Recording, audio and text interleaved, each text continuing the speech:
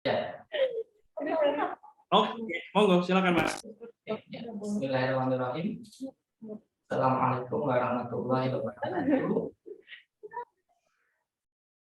Ya, alhamdulillahirobbilalamin. Kita diperjumpakan Allah, insya Allah di pertemuan yang berbahagia pada kesempatan pagi hari ini. Semoga menjadi majelis ilmu di mana menjadi wasilah Allah memanjangkan umur kita dalam kebermanfaatan serta meluaskan rezeki kita dalam keberkahan. Sholawat serta salam senantiasa kita aturkan kepada junjungan kita Nabi Agung Muhammad Shallallahu Alaihi Wasallam. Semoga kita termasuk umatnya yang disambut beliau di telaga Al-Kausar dia bagian nanti. Oke, teman-teman, insya Allah hari ini kita akan sharing dan saya tidak bawa slide, jadi kita ngobrol saja dua. Jadi monggo teman-teman kesempatan ngobrol ya. Nanti kalau teman-teman tidak menyalahkan atau tidak komen, nanti saya ngobrolnya jadi sama Mas Gumet, kan nggak asik. Jadi saya inginnya ngobrol sama teman-teman. Real Mas Gumet sudah beberapa kali kita diskusi. Itu teman-teman. Dan saya ingin bertanya dulu ya sebelum kita mulai. Teman-teman, sekarang itu posisinya sebagai brand owner, sebagai distributor, agen, reseller atau apa? Kira-kira sekarang. Ya. Boleh tulis di kolom komentar. Mbak Ella, Mbak Iksa. Ada Mas Ma'ruf, Mas Ahmad Bumizar. Posisinya sekarang sebagai. Nah, kan nggak asik kan kalau nggak tidak, tapi kan. Nah. Ya, jadi harus dua arah sebenarnya. Mas Imam, Mas Muhammad. Nah, apa ini? Kalau saya marketing di brand skincare, Mas. Oke, jadi sebagai marketing di brand skincare ya? Iya. Oke, siap. Nah, ini Masya Allah ya. Karyawan, akut ya. Pengen switch menjadi pengusaha, awalnya menjadi distributor. Belum mulai. Oke, segera mulai ya. Produk rumah tangga dan marginnya rese. Iya, makanya jualan yang agak mahal. Ya.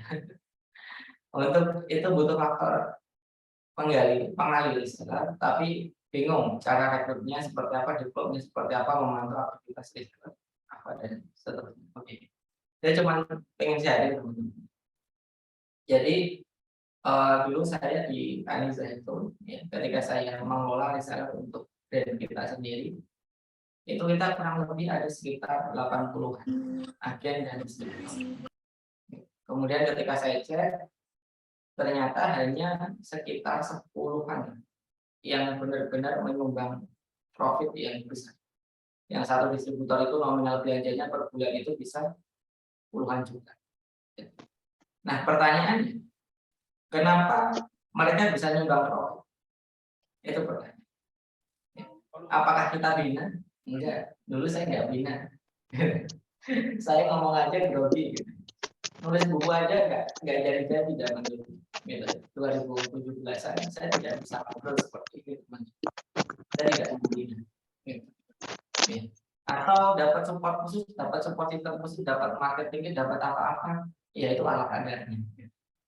Nah, kemudian kita coba berpikir, apa yang menjadikan 10 distributor ini atau top 3 ini, kalau saya ambil 3 ya, top 3 ini menjadi distributor terbaik. Ya. Ternyata teman-teman faktornya bukan di edukasi. Nah, ini mungkin Mas Gumet kaget juga ini. Kan kita ngomong pembinaan gitu.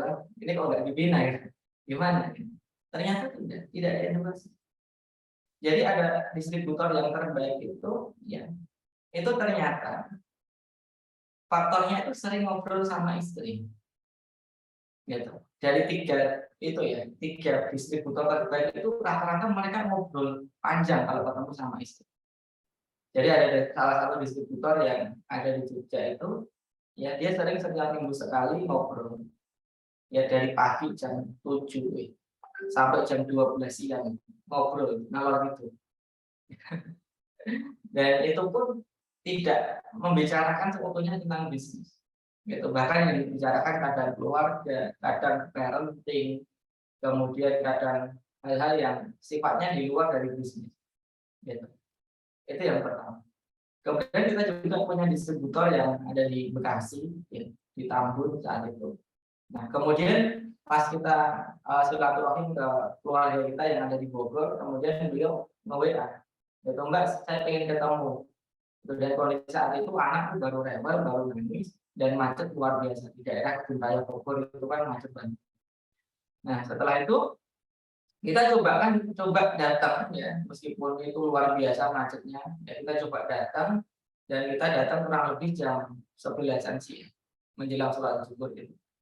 Dan kemudian distributor saya itu baru datang sekitar jam 3. Jadi saya nunggu 4 jam. Gitu. Dan itu sampai sudah makan lapar lagi 4 jam.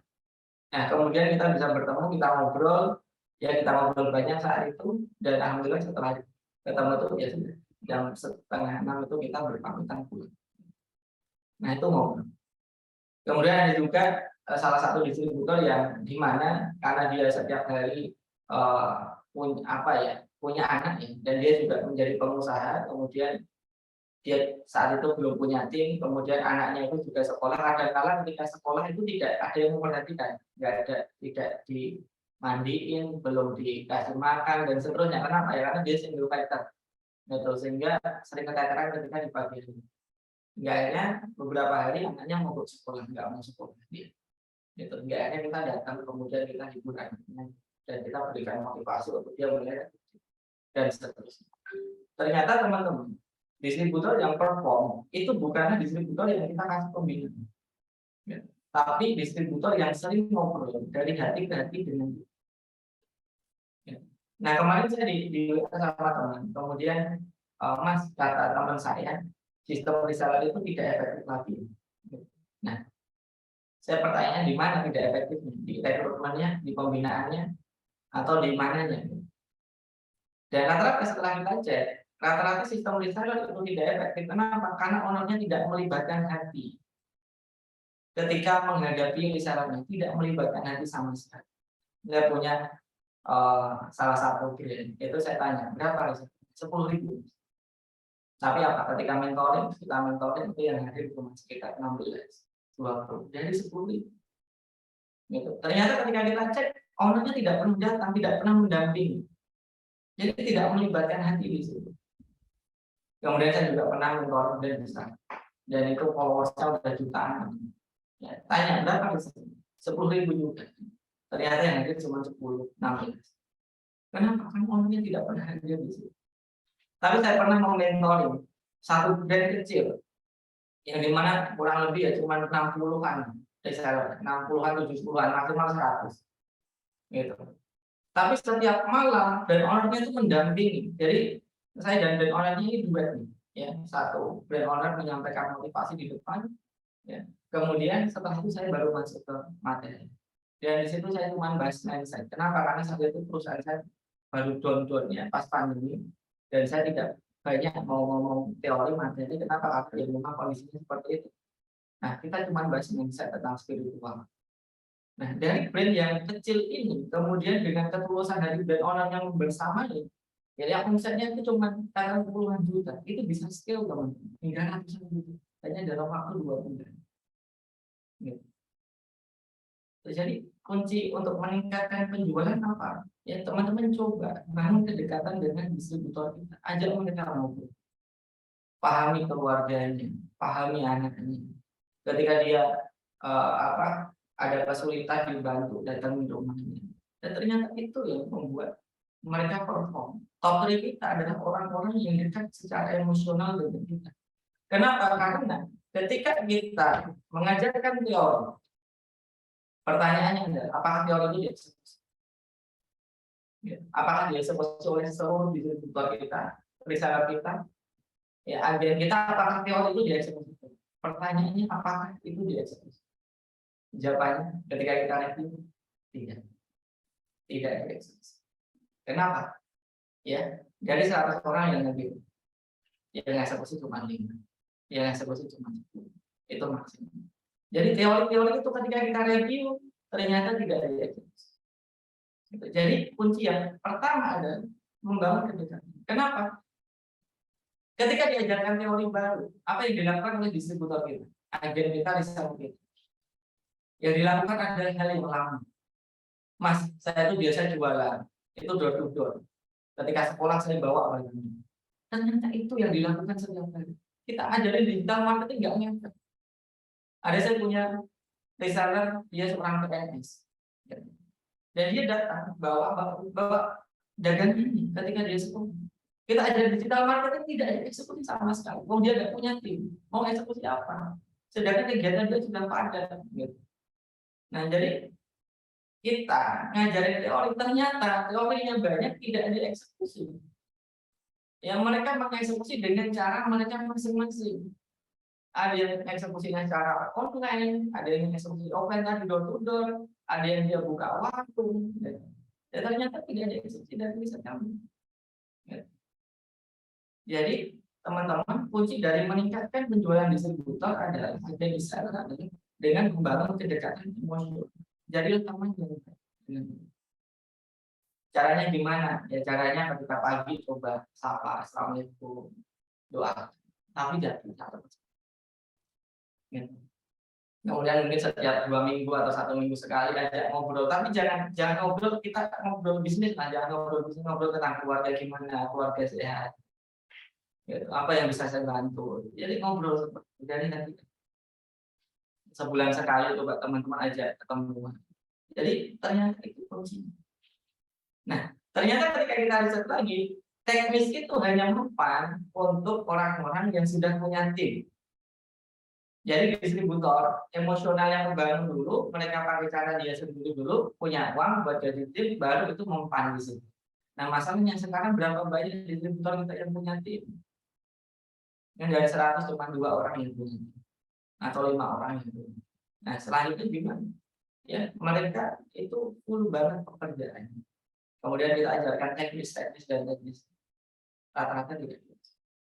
Nah, kemudian saya kembali lagi ke tadi, saya mentoring sebuah brand yang biasa-biasa saja, omsetnya puluhan juta, kemudian naik ratusan juta dalam waktu dua minggu ya. 2 bulan naik ratusan juta. Dan alhamdulillah di situ target pertama rewardnya bisa tercapai, mereka bisa bawa pulang. Nah, kemudian karena suatu hal, brand owner,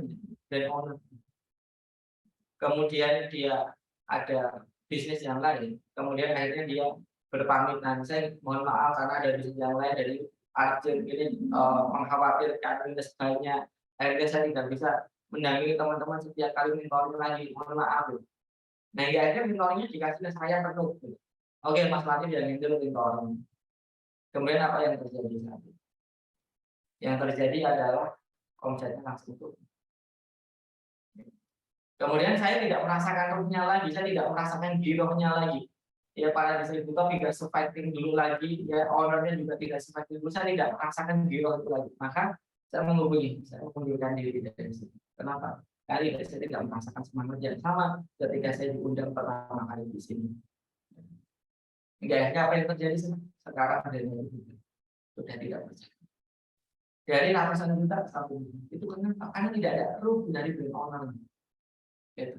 Jadi ya banyak study case, 1000-an reseller, puluhan ribu reseller, tapi dibutuhkan kenapa tidak ada fokus di sini, tidak ada keterlibatan hati. Jadi teman-teman libatkan hati. Teman-teman nggak perlu pintar. Teknis itu biarkan mereka menjalankan apa yang mereka bisa jalankan. Ya. Teman-teman membuka mindsetnya, kemudian biar mereka belajar apa yang dia mau. Dia suka Facebook, biar dia belajar Facebook. Dia suka WhatsApp, dia ketemu Mas Domet, dia ketemu para praktisi WhatsApp, dan seterusnya. Gitu. Ya. Nah, kalau teman-teman pengen sharing teknis, silahkan sharing teknis. Oh, kemarin saya update status, kemudian closing, coba teman-teman lakuin. Coba yang bukan sistem. Tapi itu sifatnya cerita, jangan cuma sharing teknis.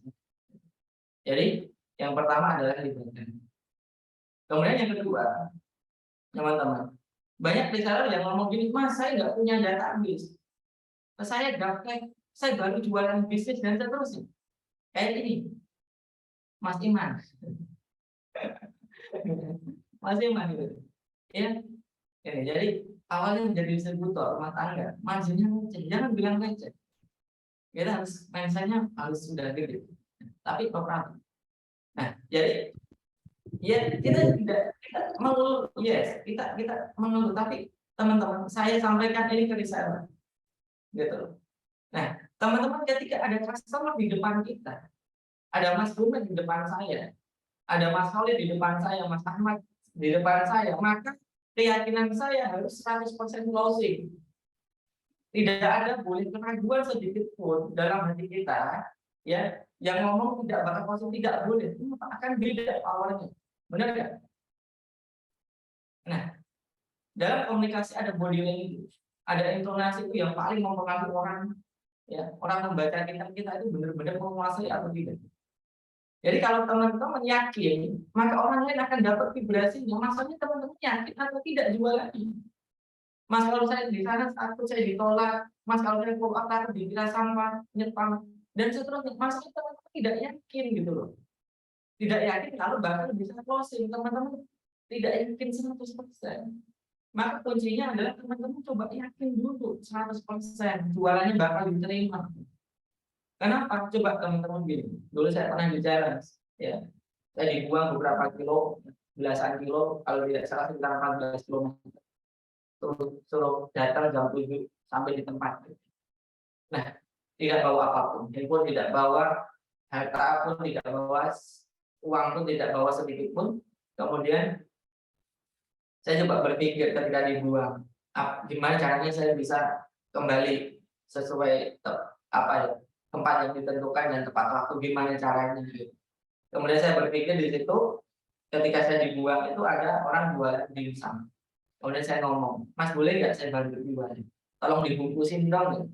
Nanti saya jual. Harganya berapa? 5 ribuan. Ya sudah. Saya bungkusin 5 ribuan satu aja. Kemudian saya tawarin, saya asongkan ya 10 ribu, 5 ribu saya jual 10 ribu. Kemudian laku. Kemudian saya jadi modal 10 ribu. Mas, saya beli 2. Kemudian saya asongin lagi jadi 4. Saya asongin lagi dan seterusnya. Jadi saya sampai punya 10-an dimsum saat itu. Nah, kemudian saya sudah merasa pede nih, sudah punya sekitar 10-an dimsum. Oke, akan saya jadikan modal. Kalau ini laku semua 10 ribu kali 10 100 ribu, saya insya Allah bisa pulang, kan gitu ya. Nah, kemudian saya coba mulai jalan kaki, asalkan menuju tempatnya sambil jualan dimsum. Tapi apa yang terjadi saat itu? Yang terjadi saya tidak yakin. Gitu. Tidak yakin ketika saya jualan, saya takut ditolak. Kenapa? Karena saya sudah masuk perkampungan. Rata-rata orang mindset kalau dari salesman udah anti dulu. Saya masuk ke perkampungan, saya sudah tidak yakin dulu.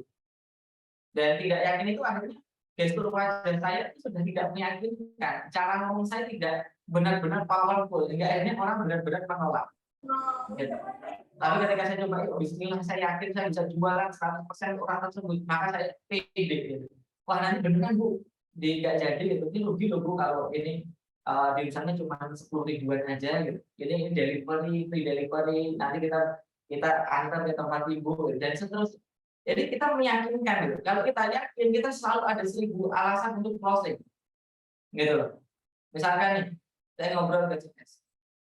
Nah, kalau seandainya produk kita ditawar, apakah kita terus tidak jadi closing? Ya, kita brand identity 2 juta ditawar, 1,5 juta, apakah kita tidak jadi closing? Gitu. Kalau seandainya kita tidak yakin, mungkin itu tidak jadi proses. Kenapa? Karena tidak sesuai dengan harga yang kita tetapkan. Tapi seorang CS selalu mencari alternatif solusi. Maka tawarkan paket yang lain. Tawarkan paket yang lebih rendah 1,5 juta. Enggak Pak, dia enggak mau kalau 1,5 juta. Dia maunya yang komplit tapi harganya 1,5 juta. Gimana? Gitu. Ya sudah, itemnya dikurangi. Yang tadinya 10 item dikasih 6 item. Gitu. Jadi selalu ada alasan. Gitu. Jadi selalu ada alasan untuk closing. Kalau kita yakin duluan, gitu. Selalu ada alasan. Nah, masalahnya kita yakin atau tidak. Gitu. Kalau diri kita sendiri saja tidak yakin, gimana customer? Jadi sebenarnya PR dari tim reseller, agen, distributor, mereka yakin atau tidak? Coba teman-teman riset deh. Reseller, agen, distributor, mana yang perform? Ketika dia live Zoom seperti ini, dia itu ngomongnya yakin atau yang diem-diem saja, mana yang perform kira-kira, yang sering komen di kolom komentar atau yang dia nggak pernah komen, kira-kira mana yang perform, gitu kira-kira. Mana ya ketika kita ngomong, ayo teman-teman kita challenge, kita jualan 10 juta bulan ini, siap, siap, siap, dan seperti itu. Atau orang yang insya Allah mas doa ini ya, kira-kira yang akan closing banyak yang bilang siap atau yang cuma bilang itu doain ya mas ya semoga bisa, dan kira-kira teman-teman yang akan closing banyak yang mana? Jadi kunci yang kedua teman-teman, selain kita bangun kedekatan dengan customer, dengan agen distributor reseller, ya, maka yang kedua adalah teman-teman bangun keyakinan itu kepada reseller dan bangun keyakinan itu kepada diri kita sendiri. Ya, kenapa? Karena kalau kita tidak yakin gimana kita mau meyakinkan itu ya. Kurang lebih seperti itu. Jadi barakallahu fikum Mas Gumet desa kalau ya. Insyaallah kita bisa diskusi pada hari ini. Insyaallah kita lanjut ke sesi tanya jawab. Semoga menjadi ilmu yang berkah dan bermanfaat. Sebelumnya saya akhiri. Wassalamualaikum warahmatullahi wabarakatuh. Waalaikumsalam warahmatullahi wabarakatuh. Wes, menarik ini topiknya ya. Dan ternyata benar ya. Jadi kalau misalnya tadi yang diobrolin sama Mas Latif itu, kuncinya sebenarnya nggak cuma sekedar di pembinaannya, Mas. Karena kan banyak orang yang saklek, wah kalau bangun reseller, bangun kemitraan, bangun distributor, harus nyiapin kurikulum pembinaan nih gitu ya. Ternyata ya nyatanya ya kita bangun bikin kurikulum reseller belum tentu semuanya dipraktekin Mas ya. Dan cuma benar berapa persen lah yang dipraktekin. Dan yang ditekankan yang nggak kalah penting itu justru adalah ikatan emosi ya, bonding sama mitra-mitra kita gitu. Itu poinnya. Nah teman-teman kita masih ada waktu ya. Kalau misalnya ada yang mau discuss itu tanya ke Mas Latif monggo. Bisa ditulis via kolom chat, atau kalau mau on mic juga silakan, biar bisa langsung discuss langsung. Kan seru gitu ya, event Zoom nggak cuma sekedar satu arah, tapi misalnya teman-teman mau diskusi langsung dengan Mas Latif juga, monggo silakan. Apalagi tadi kan ini ada yang masih belum tahu cara ikutnya. Mas Iman kalau mau tanya langsung boleh Mas Iman.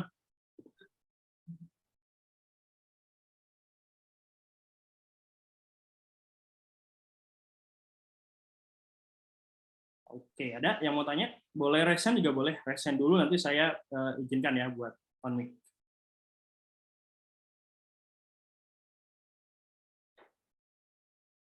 Oke, siap Mbak Dian Tias.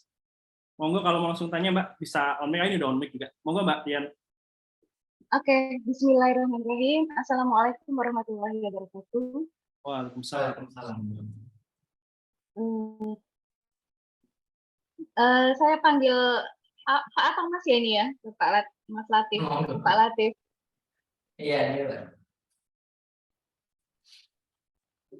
Begini, Mas Latif, ini saya kan punya distributor insya Allah sekitar 35-an ya. Dan kita ada rapot 6 bulanan. Jadi ada evaluasi untuk distributor itu 6 bulanan. Dan kebetulan akhir bulan kemarin itu deadline untuk rapot. Dan per 1 Agustus kemarin kita sudah share rapotnya ke masing-masing, dan memang ada beberapa distributor yang terpaksa harus secara peraturan ya itu harus turun atau berpindah status menjadi mitra grosir atau reseller seperti itu. Tetapi dilemanya ini kalau misalkan kami pindahkan distributor ini ya ke salah satu mitra grosir atau reseller,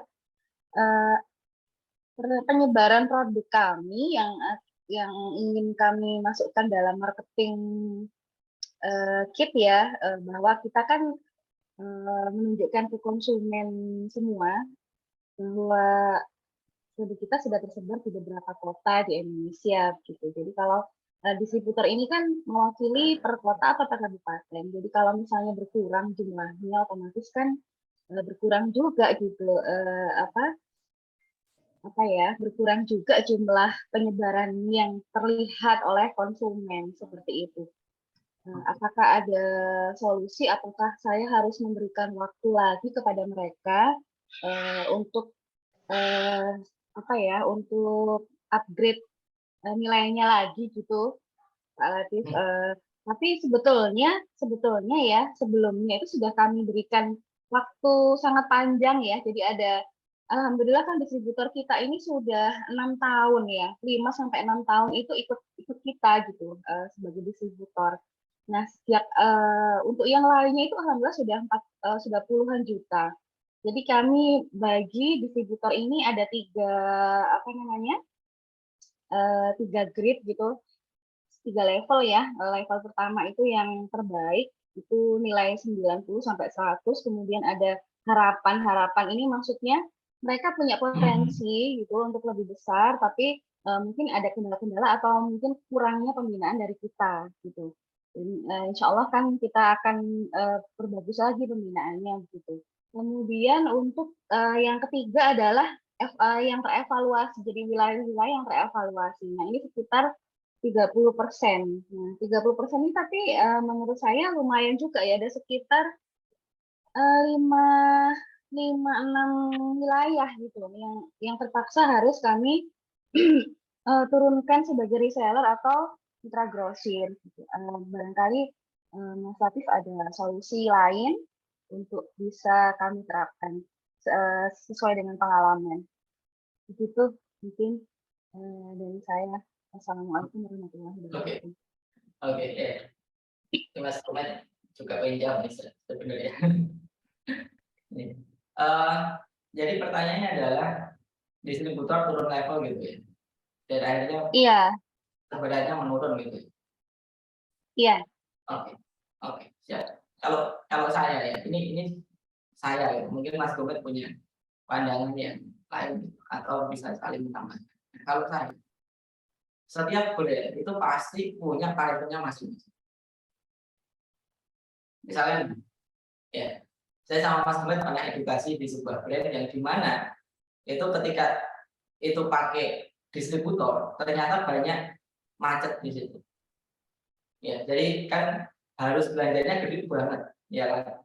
Nah, gede banget itu ternyata tidak bisa dijual dalam kurun waktu yang ditentukan karena produknya expired. Gitu. Akhirnya dead stock-nya banyak banget di distributor. Nah, akhirnya apa yang terjadi? Yang terjadi, ya mereka banding harga di marketplace. Yang penting tidak rugi. Dan itu kan merusak pasaran, kan gitu ya.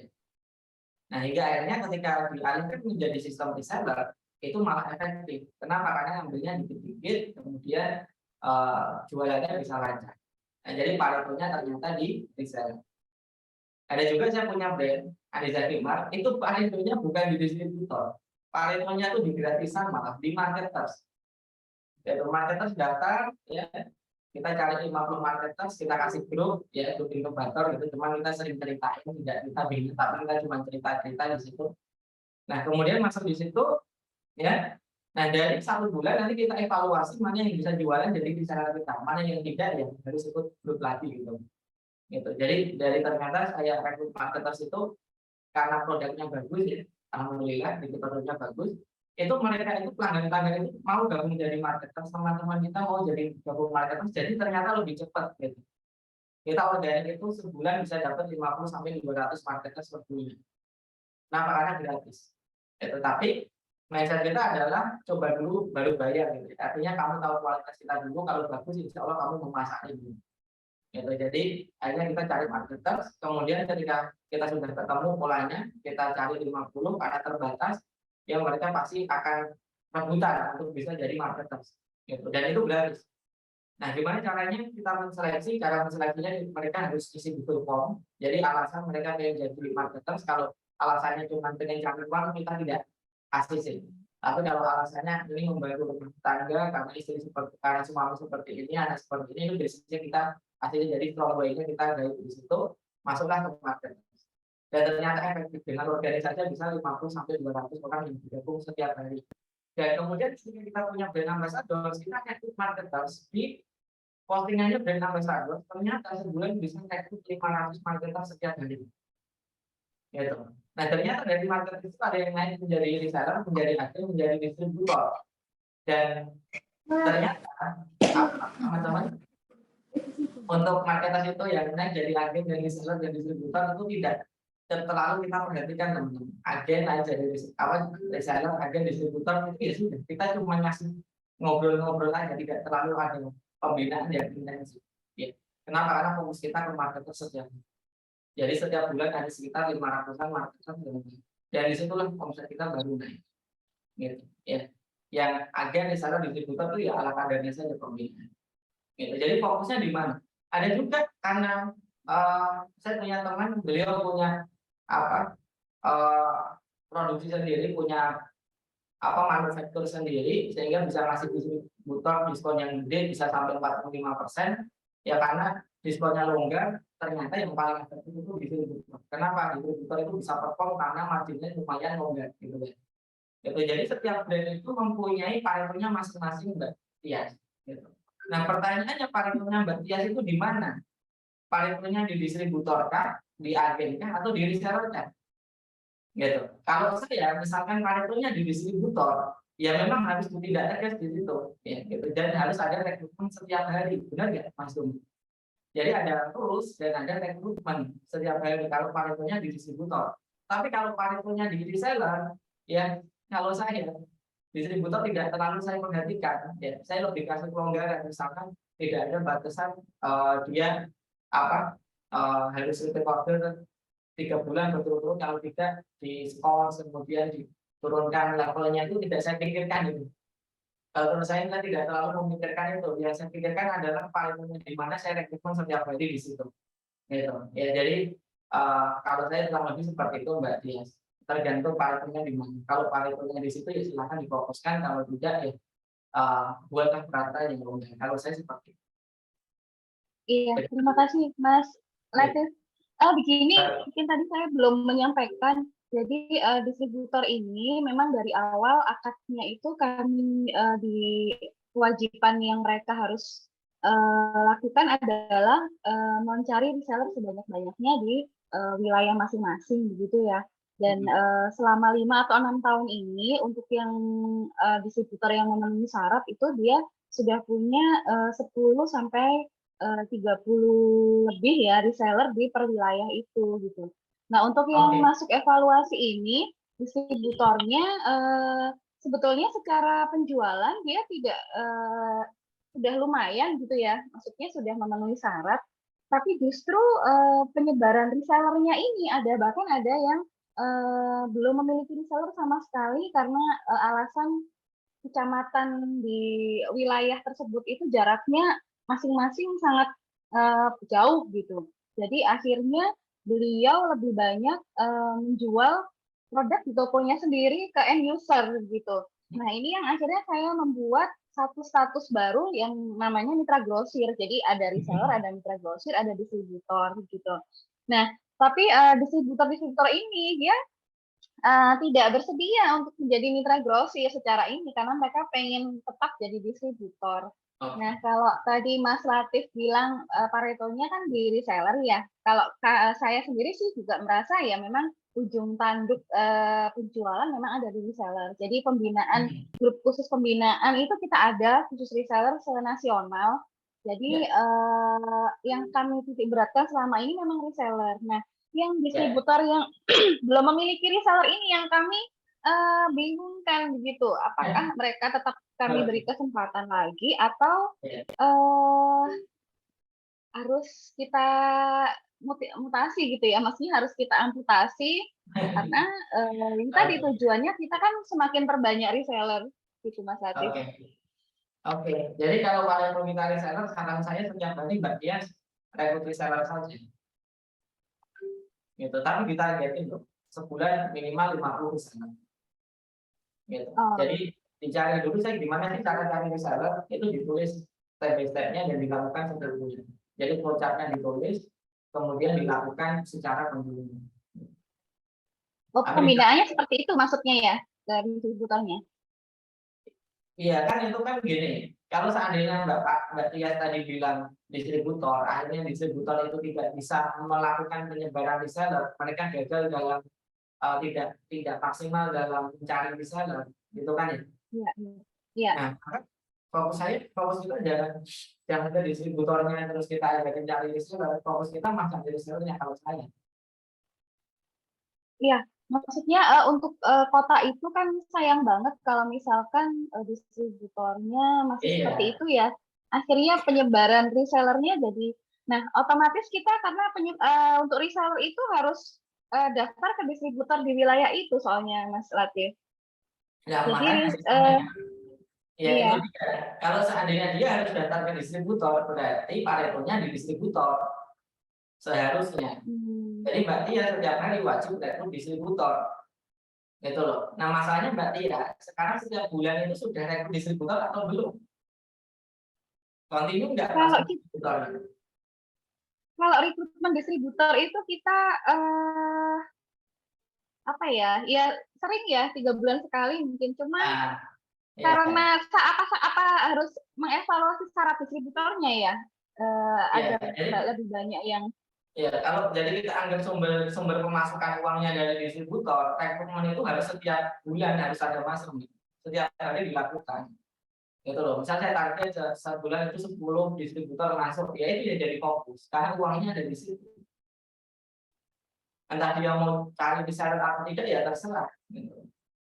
Dia mau jualan end user ya terserah. Kenapa? Karena goal kita itu bukan dari resellernya uangnya dari distributor.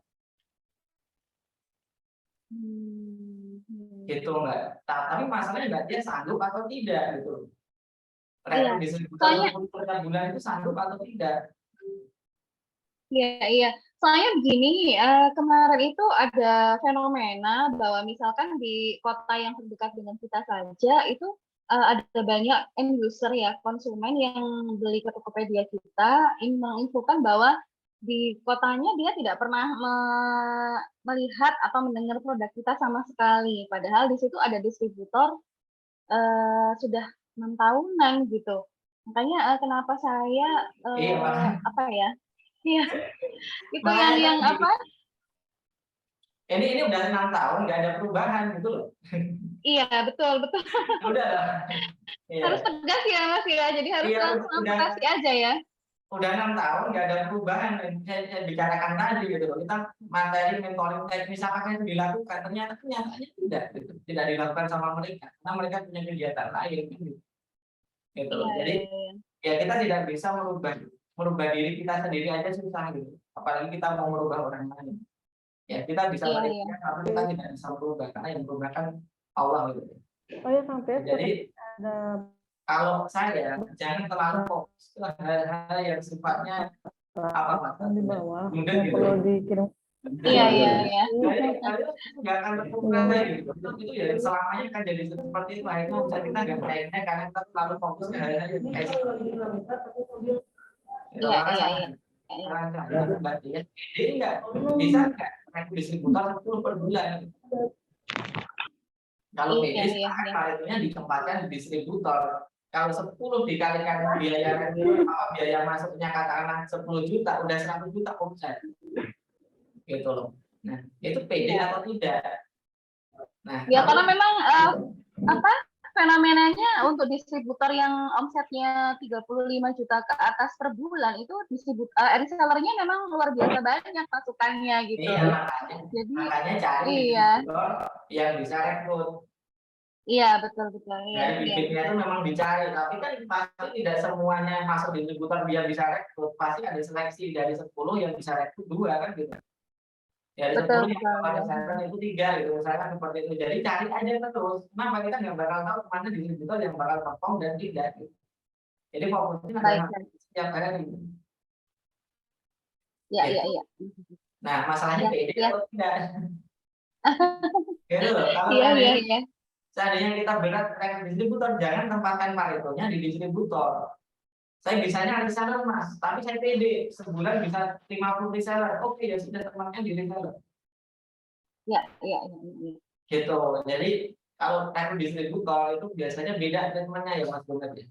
Panjang itu biasanya. Itu jadi bisa atau tidak kalau seandainya kita pede, yakin silakan. Tapi kalau tidak mungkin diturunkan, dibanyakin resellernya. Itu karena kuncinya adalah rekrutmen. Iya Mas Adi. Terima kasih banyak sudah membantu. Panjang nih diskusinya ya. Oke, siap. Mudah-mudahan jadi jawaban dan solusi ya Mbak Tias ya. Oke, sip, ini udah jam 9.49, masih memungkinkan buat satu pertanyaan lagi nggak Mas? Mungkin closing statement Mas Tum. Oke, siap. Teman-teman Ini karena Mas Tum aja nambahin. siap. Mungkin ini ya case Batias ini juga kayaknya menarik. Tadi mungkin solusi dari saya adalah ketika kita emang bangun kemitraan dengan ada beberapa tier gitu ya, ada tier reseller, agen, dan distributor ya. Apalagi case-nya tadi ada distributornya yang kurang perform. Buat saya adalah ketika kita memang ada model bisnis dengan distributor, saya nggak langsung buka peluang jadi distributor. Tapi untuk menjadi distributor, dia wajib banget ya daftar dari tier bawahnya dulu, dari reseller dulu, kemudian di agen, dan itu dalam waktu misalnya 1 tahun atau 2 tahun, ketika emang dia sesuai masuk kualifikasi dan boardingnya udah kuat dengan kita, dan kita bisa memastikan make sure dia bisa membangun pasukan reseller juga, itu baru kita naikkan. Tentunya juga dengan nanti ada akad-akad dan rules yang ketat, dan kita harus tegas dengan rules yang udah kita buat. Nah, kesalahannya banyak owner bisnis yang udah bikin rules, tapi nggak melakukan rules-nya sendiri gitu, karena nggak enakan lah, distributornya udah lama lah gitu. Iya. Oke. Oke. Ya, di seller kan Mas Tum. Iya, kalau saya lebih patokannya di seller, itu lebih enak sih cara. Bukan di distributor ya. Yes. Oke, sip teman-teman. Karena waktu terbatas, Latif udah ada agenda lain juga. Monggo kalau misalnya ada closing statement dari Mas Latif, Pak. Oke, jasa khair ya teman-teman ya. Nanti insya Allah kalau mau belajar lebih lanjut, boleh ikutin Facebook saya. Jadi kita main Facebook aja, silahkan ketik Latif Setiawan, nanti silahkan DM boleh atau tanya di kolom komentar boleh. Itu ya paling ini aja Mas Gomet ya, fokus ke Pareto gitu loh. Jadi fokus Pareto, penjualan kita paling banyak datangnya dari mana awalnya. Kalau fokusnya marketers itu sudah setiap hari target marketers, kalau reseller silahkan target reseller, dan itu tidak boleh berhenti ya, 1 bulan pun itu tidak boleh berhenti. Kenapa? Karena masih ada keluar masuk. Kalau masuknya lebih sedikit, keluarnya lebih banyak, minus. Semakin kecil omset kita. Kalau masuknya sama keluarnya, maka itu stabil. Nggak growth. Nah, kunci dari growth kita itu salah satunya adalah rekrutmen. Maka fokuslah ke rekrutmen. Itu Mas Gomet, matur nuwun. Waktu dan tempat saya kembalikan. Siap, oke. Terima kasih Mas Latif. Sip ya teman-teman, ini sekalian kita close aja karena di jam 9:10 juga. Sekali lagi terima kasih buat Mas Latif ya, buat sharingnya, diskusinya. Mudah-mudahan apa yang di-sharingkan ilmunya jadi manfaat buat teman-teman lain, dan juga jadi amal ibadah juga buat Mas Latif gitu ya. Terus terima kasih juga buat teman-teman yang udah hadir pagi hari ini, udah nyempetin waktunya buat belajar bareng-bareng. Kita masih ada 2 agenda lagi teman-teman ya. Besok malam kita bisa ngobrol bareng saya. Topiknya juga jauh-jauh dari dunia reseller gitu ya. Sama insya Allah di besok malamnya lagi, lusa malam, itu kita ada agenda dengan Mas Bayu. Ya, kita ngobrolin bagaimana rekrutmen reseller menggunakan traffic berbayar atau menggunakan Facebook Ads gitu ya. Insya Allah juga rekaman pagi hari ini nanti bakal saya share link ya di grup ya. Terus insya Allah juga nanti bakal saya infokan untuk link Zoom besok malam dan lusa malam juga. Ya, akhir kata terima kasih teman-teman. Alhamdulillah ya kita udah bisa ketemu lagi, belajar bareng lagi. Kita ketemu di next Zoominar ya teman-teman. Dan mudah-mudahan ilmu yang udah teman-teman pelajari bisa diaplikasikan dan juga jadi ya. Dan terakhir mudah-mudahan selalu kita diberikan kesehatan, kelancaran, dan juga rezeki yang barokah dari Allah Subhanahu Wa Taala, dan bisnis kita bisa terus bertumbuh dan juga terus meningkat. Ya. Oke teman-teman, terima kasih. Saya tutup untuk pertemuan kali hari ini. Semoga kita bisa ketemu lagi di next kesempatan. Ya, saya tutup. Wassalamualaikum warahmatullahi wabarakatuh.